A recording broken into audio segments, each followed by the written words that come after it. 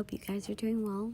I'm back with another video, and I'm not going to talk too much in this video, but I finally decided to do a really substantial painting, like how I usually do, like how I want to do, basically, where I just take the time, as much time as I need, to render out a very sophisticated and very complicated painting, where there's a lot of brush strokes and they're blended out to the point where it looks very realistic. And you know, because I'm always painting like just a face, and you guys have seen me paint faces plenty of times on this channel, so I didn't really spend too much time recording any of the footage for the face, but I just wanted to focus in more on the dress, which is like the focal point of this painting. And I did want to do it in sort of like a Renaissance type of style, like how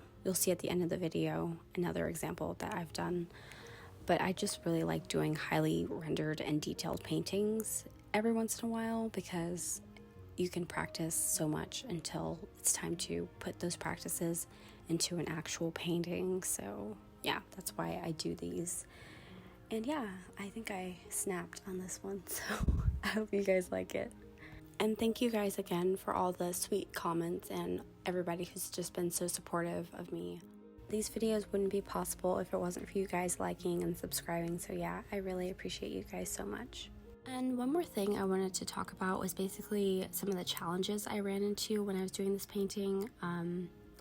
It was mostly with myself and taking the time to render out all the details, because I didn't really record every single part of this painting. So when the camera was off, I would go back over and blend everything out and smooth everything out. And then I would rush myself because I wanted to get the video out, but I knew that I had to take my time and render things out, because you could still see little white spots of the canvas showing through, and it was looking really bumpy. So I had to slow down and just power through it. And I told myself, like, if I finish in a year, it's fine, just as long as I put out a quality painting. I don't want to see it and look at it and like, it looks like I kind of rushed that. So I just really wanted to take my time and perfect that. Alright, I want to thank you guys so much again for watching this video, and I hope you guys have an awesome day. Don't forget to like, comment, and subscribe.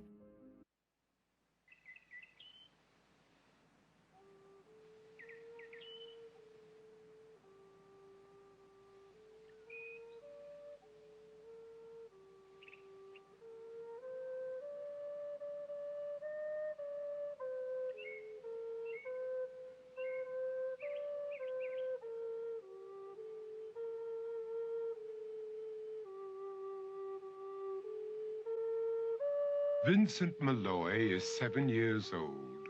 He's always polite and does what he's told. For a boy his age, he's considerate and nice. But he wants to be just like Vincent Price.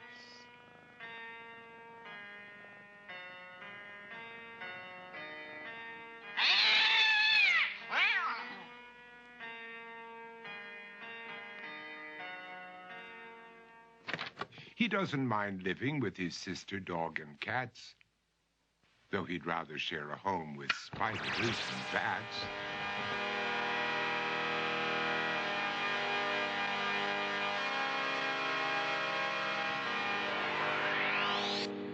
There he could reflect on the horrors he's invented, and wander dark hallways alone and tormented.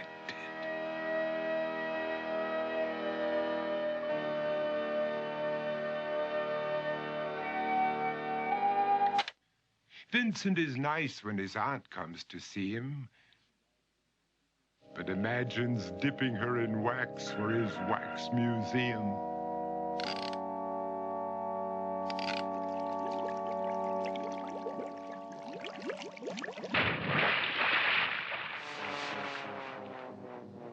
He likes to experiment on his dog, Abercrombie, in the hopes of creating a horrible zombie. So he and his horrible zombie dog could go searching for victims in the London fog. His thoughts, though, aren't only of ghoulish crime. He likes to paint and read to pass some of the time. While other kids read books like Go, Jane, Go, Vincent's favorite author is Edgar Allan Poe. One night, while reading a gruesome tale, he read a passage that made him turn pale. Such horrible news he could not survive, for his beautiful wife had been buried alive.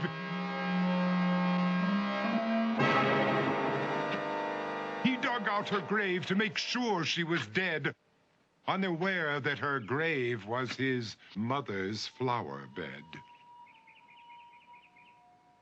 His mother sent Vincent off to his room.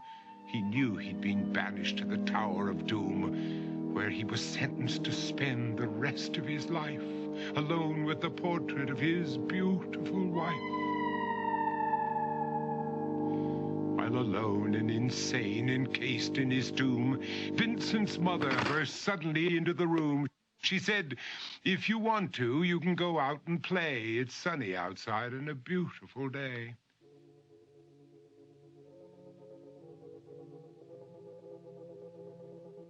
Vincent tried to talk, but he just couldn't speak. The years of isolation had made him quite weak. So he took out some paper and scrawled with a pen, "I am possessed by this house and can never leave it again." His mother said, "You're not possessed and you're not almost dead. These games that you play are all in your head. You're not Vincent Price, you're Vincent Malloy. You're not tormented or insane, you're just a young boy. You're 7 years old and you are my son. I want you to get outside and have some real fun." Her anger now spent, she walked out through the hall. And while Vincent backed slowly against the wall, the room started to sway, to shiver and creak. His horrid insanity had reached its peak. He saw Abercrombie, his zombie slave, and heard his wife call from beyond the grave. She spoke from her coffin and made ghoulish demands, while through cracking walls reached skeleton hands. Every horror in his life that had crept through his dreams swept his mad laughter to terrified screams. To escape the madness, he reached for the door, but fell limp and lifeless down on the floor. His voice was soft and very slow as he quoted The Raven from Edgar Allan Poe.